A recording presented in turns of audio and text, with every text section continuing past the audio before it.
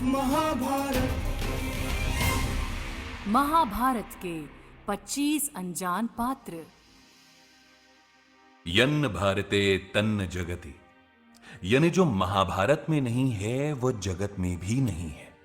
इसे ऐसे भी कह सकते हैं कि दुनिया में जो कुछ भी है उसका जिक्र महाभारत में है। इसे विश्वकोश कहा जाता है। यह दुनिया का सबसे बड़ा महाकाव्य है। भारत ही नहीं बल्कि दुनिया भर में महाभारत पर रिसर्चर्स होते हैं। उसकी महिमा गाई जाती है। हिंदू धर्म के सबसे बड़े ग्रंथों में से एक।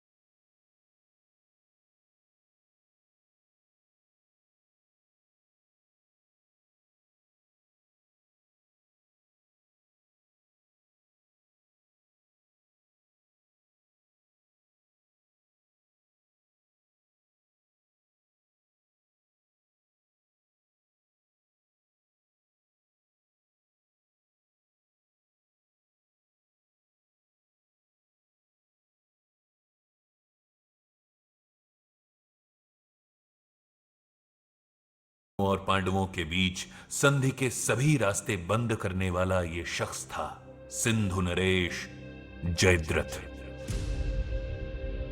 आइए जानते हैं कौरवों की इकलौती बहन दुशाला के पति जयद्रथ की कहानी। सिंधु प्रदेश, जिसे आजकल पाकिस्तान के सिंध प्रांत के रूप में जाना जाता है और जिसकी आज की राजधानी कराची है, उस सिंधु प्रदेश के राजा वृद्धक्षत्र को जब काफी समय तक संतान की प्राप्ति नहीं हुई तो उन्हें अपने वंश की चिंता सताने लगी।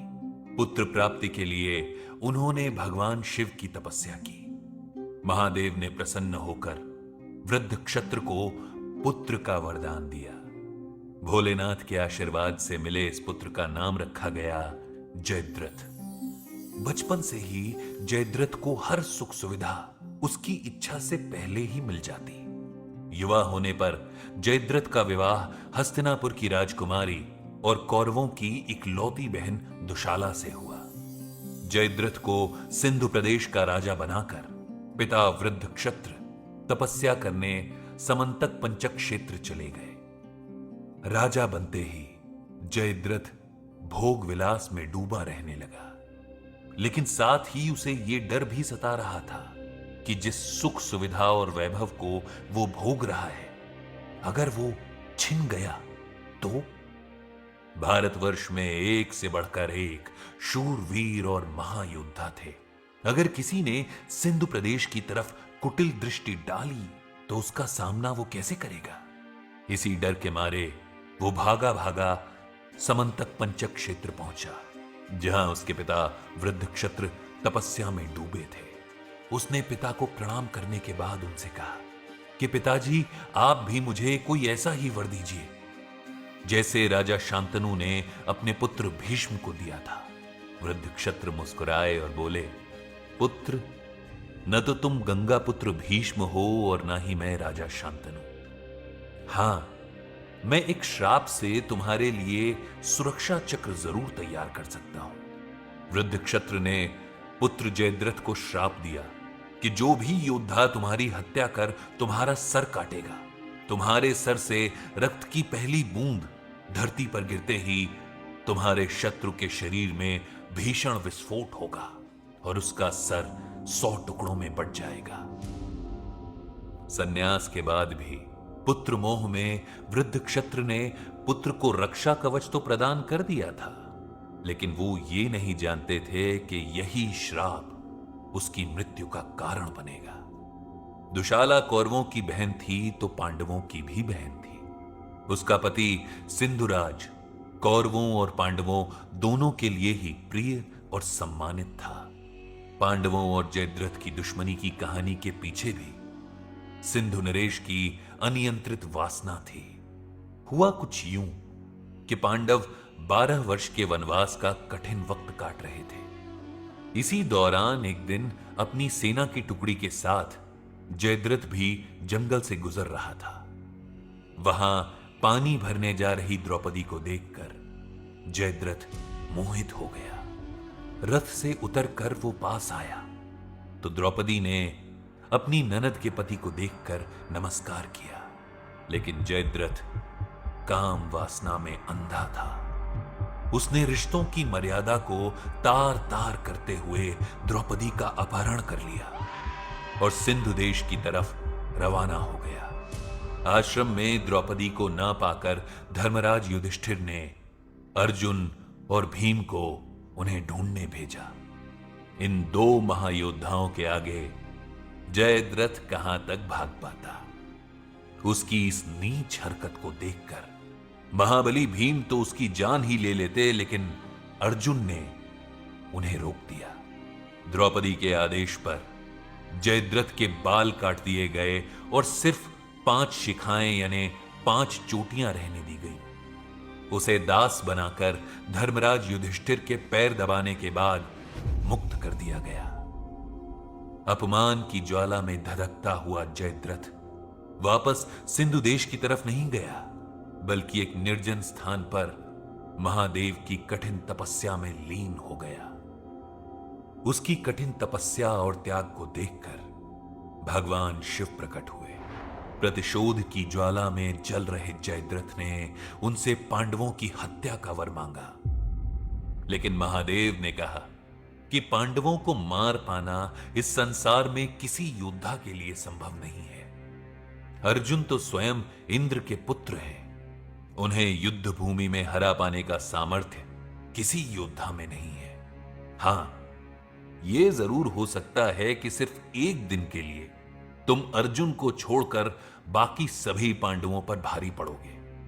महादेव ये वर देकर अंतर्ध्यान हो गए और जयद्रथ ने अपने जीवन का एकमात्र लक्ष्य बना लिया, पांडवों का सर्वनाश। जब कुरुक्षेत्र में महाभारत के महायुद्ध का मैदान सजा तो जयद्रथ को भी पांडवों से प्रतिशोध लेने का मौका मिल गया। दोनों पक्षों में अर्जुन, भीम, कर्ण, पितामह भीष्म, आचार्य द्रोण जैसे परम योद्धा थे। सिंधु नरेश जयद्रथ इस महायुद्ध में सिर्फ एक अनजाना योद्धा बनकर रह जाता।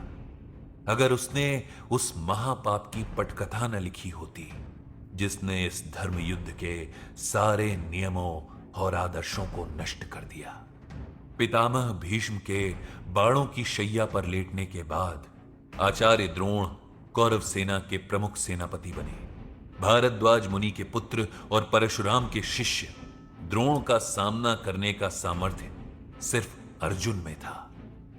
पांडवों के राजा युधिष्ठिर को गुरु द्रोण अर्जुन के रहते पकड़ पाने में असमर्थ थे और इसीलिए योजना बनाई गई कि अर्जुन को युद्ध क्षेत्र में युधिष्ठिर से दूर कर दिया जाए। त्रिगर्त नरेश के नेतृत्व में संक्षप्तकों ने अर्जुन को युद्ध के लिए दक्षिण दिशा में पुकारा। महारथी अर्जुन कहां मानने वाले थे। उन्होंने हजारों की संख्या में उपस्थित दुश्मन सैनिकों को गाजर मूली की तरह काटना शुरू किया।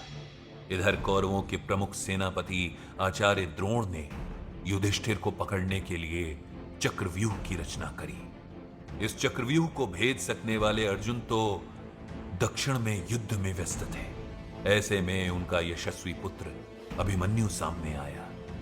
वो इस चक्रव्यूह में प्रवेश करना तो जानता था, लेकिन बाहर निकलना नहीं। महाराज युधिष्ठिर और भीम ने अभिमन्यु से कहा कि वो चक्रव्यूह में प्रवेश करे और उसकी सहायता के लिए सभी पांडव ठीक उसके पीछे होंगे। लेकिन ये वही दिन था जिसके लिए जयद्रथ ने भगवान शिव से वरदान मांगा था। अभिमन्यु तो चक्रव्यूह में प्रवेश कर गया, लेकिन अकेले जयद्रथ ने महाबली भीम सहित सभी पांडवों को बाहर ही रोक दिया। भीम की गदा भी जयद्रथ का कुछ न बिगाड़ पाई। इधर अकेला चक्रव्यूह भेदता अभिमन्यु घिर गया और गुरु द्रोणाचार्य के नेतृत्व में कौरव सेना के 7 महारथियों द्वारा निहत्था मार दिया गया। महाभारत युद्ध में जो भी नियम तय किए गए थे वो सारे के सारे उस दिन टूट चुके थे। जयद्रथ ने अभिमन्यु के वध में सबसे बड़ी भूमिका निभाई। अपने पुत्र की बेरहमी से की गई हत्या के बाद व्याकुल अर्जुन ने प्रतिज्ञा ली कि अगर अगले दिन सूरज के ढलने से पहले उन्होंने जयद्रथ का वध नहीं किया तो वो स्वयं अग्नि समाधि ले लेंगे। अर्जुन की इस प्रतिज्ञा को सुनकर जयद्रथ को मौत का डर सताने लगा। वो जान बचाने के लिए युद्ध भूमि छोड़कर भाग जाना चाहता था, लेकिन आचार्य द्रोण और दुर्योधन ने जयद्रथ को वचन दिया कि अगले दिन सारी कौरव सेना सिर्फ उसकी रक्षा के लिए खड़ी होगी। दुर्योधन जानता था कि अगर जयद्रथ को सिर्फ एक दिन अर्जुन के प्राणघातक बाणों से बचा लिया गया तो वचन का पक्का अर्जुन जरूर अग्नि समाधि ले लेगा। इस तरह अर्जुन के बिना पांडवों की सेना को हराना कोई मुश्किल काम नहीं होगा।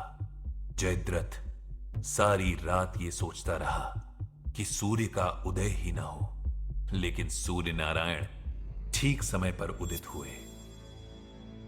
युद्ध भूमि सज चुकी थी और अपनी प्रतिज्ञा से बंधे अर्जुन को रोकने के लिए दुर्योधन, महारथी कर्ण सहित कौरव सेना के सभी वीर खड़े थे।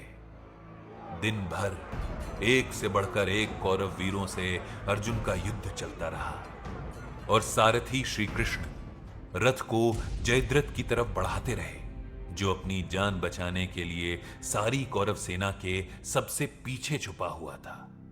सूर्य के अस्त होने में बस थोड़ा ही समय बाकी रह गया था और अर्जुन अभी तक जयद्रथ के पास नहीं पहुंच पाए थे। भगवान श्री कृष्ण ने अपनी माया से थोड़ी देर के लिए सूर्य नारायण को ढक दिया। युद्ध भूमि में अंधेरा छा गया। कौरव सेना में खुशी की लहर दौड़ गई और अब तक छुपा बैठा जयद्रथ भी सामने आ गया। उसने अर्जुन का मजाक उड़ाते हुए कहा कि अरे ओ कुंती पुत्र अर्जुन, तुम्हारी अग्नि समाधि का समय हो गया है। आज तुम भी वहीं चले जाओगे जहां कल तुम्हारे पुत्र अभिमन्यु को भेजा गया है। निराशा से भरे अर्जुन की तरफ श्री कृष्ण ने मुस्कुरा कर देखा और सूर्य नारायण पर अपनी माया से छाए बादल को हटा लिया। भगवान ने कहा कि अर्जुन, अभी सूर्यास्त नहीं हुआ है। वो देखो, आकाश में सूर्य अभी भी चमक रहा है और तुम्हारा शत्रु जयद्रथ ठीक तुम्हारे सामने है। लेकिन इसका वध ऐसे करना कि इसका कटा हुआ सर समंतक पंचक पर्वत पर तपस्या में लीन इसके पिता की गोद में जाकर गिरे। इससे पहले कि डर के कारण जड़ हो गए जयद्रथ के पांव हिल पाते, अर्जुन ने अपना दिव्यास्त्र चलाया। उसके बाण से जयद्रथ का सर कटकर सीधे तपस्या में लीन उसके पिता वृद्ध क्षत्र की गोद में जाकर गिरा। अचानक गोद में गिरे सर को देखकर वृद्ध क्षत्र डरकर उठ खड़े हुए। उनकी गोद से जयद्रथ का कटा हुआ सर धरती पर जा गिरा और जैसे ही कटे हुए सर से रक्त की पहली बूंद पृथ्वी पर गिरी, वृद्ध क्षत्र के सर में भयानक विस्फोट हुआ और उसी समय उनकी मृत्यु हो गई। अर्जुन का एक ही बाण पिता पुत्र दोनों की मृत्यु का कारण बन गया।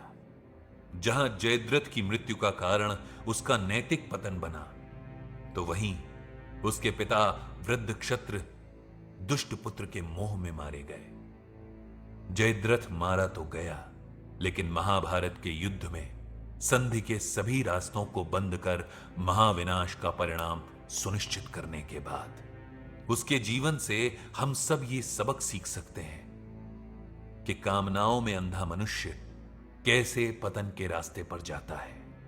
क्रोध और वासना की दौड़ में अंधे होने से पहले जयद्रथ की कहानी जरूर याद कर लीजिएगा।